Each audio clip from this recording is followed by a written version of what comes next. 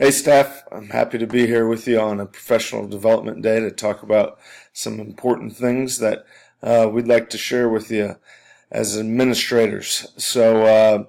As you can see on the screen, we're going to be talking about people first language. I'm also going to talk you through some of the technologies that I'm using in this presentation today. We think people first language is going to be something that's important to improving how our kids feel and the safety of our students, and giving people with disabilities confidence in our schools to succeed. So the technology you see in front of you, of course, is Google Slides, which we all know how to use. How I am recording myself on this is a very simple tool called Screencast-O-Matic. It's a free launch recorder, very simple to set up. You have 15 minutes of free record time, and again, it's real simple. You can use your whole screen, you can use part of the screen, you can move yourself around, you can do just voice, lots of good tools. I'll be sending out a tutorial on how to use this in the near future. So back to people first language. So I want to talk about a few facts with people with disabilities, because it's good reminders, and I learned some stuff going through this. So people with disabilities are individuals first. They have their own abilities, interests, and needs. They're just like everybody else.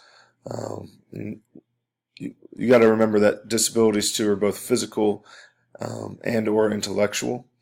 The big stat out of this that surprised me, that I really had no idea, was that 54 million Americans have a disability. That's 1 in 5 individuals in our country. Their contributions to community in our society are they enrich our community, and they do a lot of work and do a lot of great things in our communities.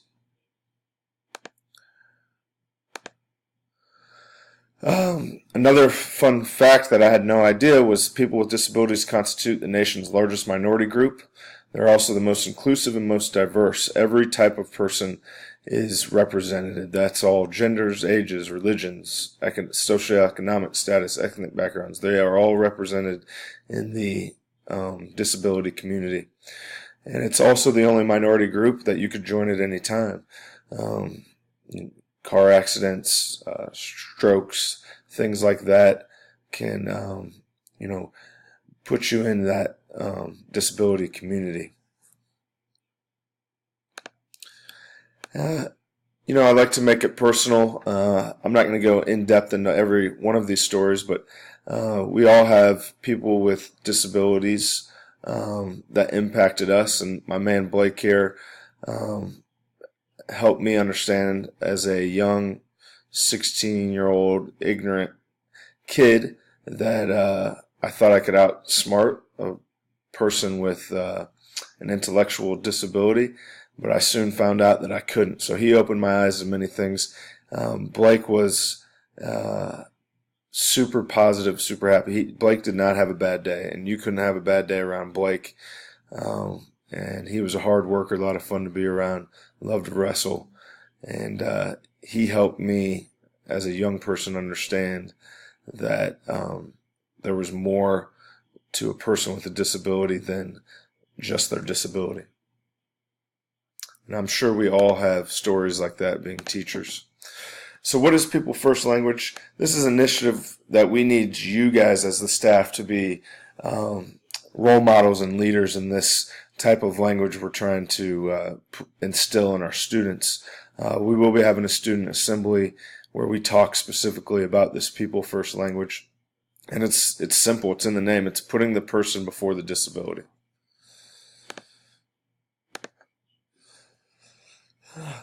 So, for instance, this is Aaron. Aaron is a high-energy, hard-working, loves sports, loves hanging out with friends, loves social media. He's a multi-medal winner in Special Olympics track, and he is also a person with an intellectual disability. And I just introduce you to Aaron in a people first manner. So, as teachers, we understand that language matters, and voice is choice. So, how we say things, our tone, the way we say things, that impacts kids, and we know that. And this people first language helps us become better at that, because we have all heard the saying, "Sticks and stones." We've all heard that saying, and we know that's not true. Words are impactful and they are important.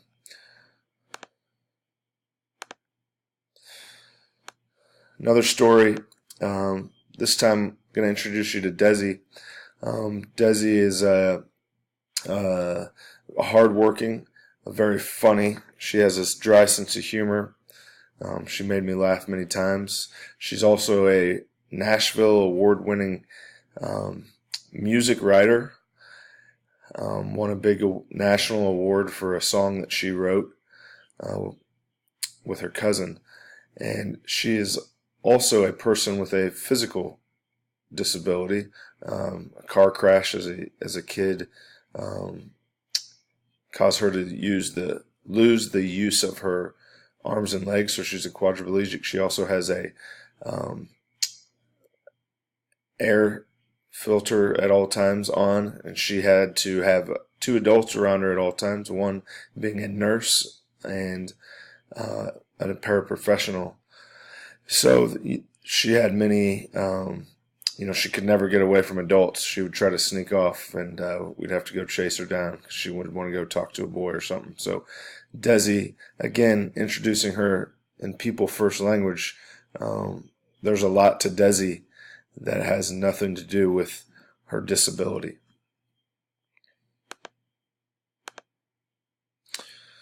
So a few more examples of what this looks like. A person with a learning disability, not learning disabled. A person who is visually impaired, not a blind person. Accessible parking, not handicap parking. And you may be saying to yourself, oh my gosh, I say these things all the time. I say handicap parking, I say blind person. And that's probably true for a lot of us, because that's how we grew up, and that's the language that we learned how to use. So we don't expect you to be 100%.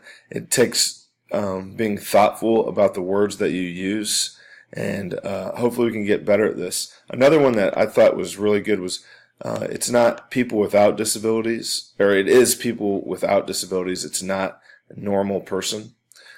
Just another one to kind of think about. So I'm sure we're getting at kind of the hang of this, and what this language means and how it can make people with disabilities feel, and how much more impactful it is to talk about the person and what they bring to the table other than what their disability is. So let's take a quiz. We're going to take this quiz on Quizizz, which is a simple tool to quiz. You could pre-test using this. You could use it as a exit ticket for the day to kind of see what the kids did well and what they need to improve on. Also, back to the Screenocast, this would be great for flipping a class or doing a review that they could study at home, those types of things. So let's go ahead and log in, and you guys could take this Quizizz with me.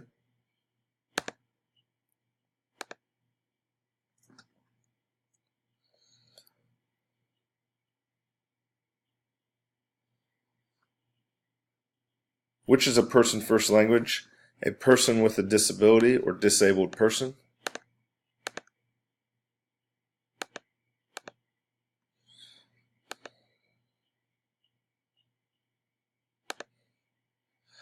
Which person is first language? Crippled, person with disability, physical disability, or handicapped? 2 for 2 so far. Which is a person first language?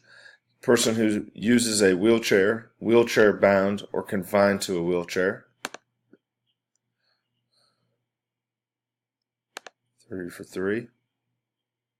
Which is person first? Person with a cognitive disability or intellectual disability, mentally retarded. Moving up the rankings here. Which is a person first language? Child with diabetes, diabetic child.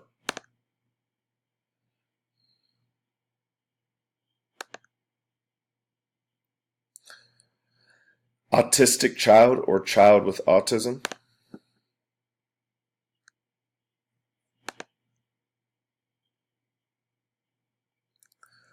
All right. The other nice thing about quizzes is it'll give you feedback on the percentage of kids on each question, so you can see what questions they struggled with the most. You could give each kid a grade off of it. Lots of data. Provides lots of data after the quiz that you can take a look at and maybe reteach just certain parts of your lesson that day. So a lot of good stuff here. I'll be putting out a tutorial on quizzes as well.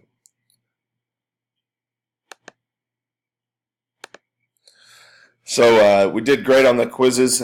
I think we all understand the importance of language. We understand the importance of putting the person first and talking about the qualities that they bring, and not focus on the disability, because people with disabilities bring so much more than whatever their disability, whether that be physical or intellectual.